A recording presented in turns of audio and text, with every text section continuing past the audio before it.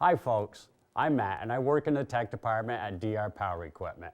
Today we're going to look at the DR Power Grader and how to properly maintain the machine so it gives you years and years of continuous service.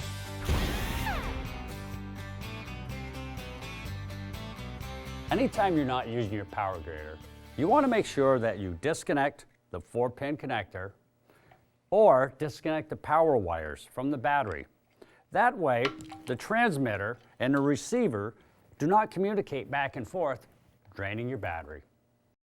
During the off-season, you want to charge the battery once a month for 12 hours so the battery stays fully charged. All you do is disconnect the wires that are attached to the battery, then attach the red wire to the positive terminal and plug the black wire from the battery charger to the terminal.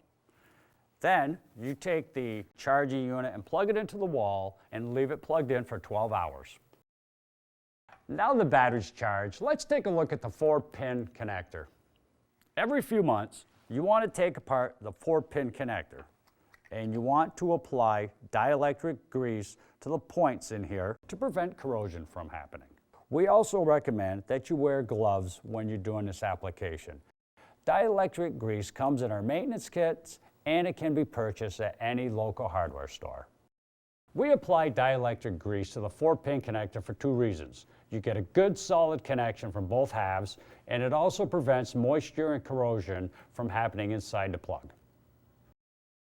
Your primary focus with maintenance is the battery on the power grader, but you also need to grease the wheel bearings with a grease gun every 25 hours.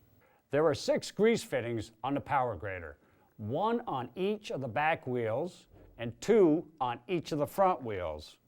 We recommend that you put 2 pumps of grease into each grease fitting. Over a period of time, your power grader is going to get dirty. You can hose it down, but please stay away from the battery and the actuator. The power grader comes with a shear bolt and a tow bar. The shear bolt is designed to break when the machine comes in contact with something that's too big to move. It's always a good idea to have extra shear bolts on hand because you don't know when one's going to break, when you're going to hook into something. Always, and I mean always, get the shear bolts from DR because they're made specific for the power grader.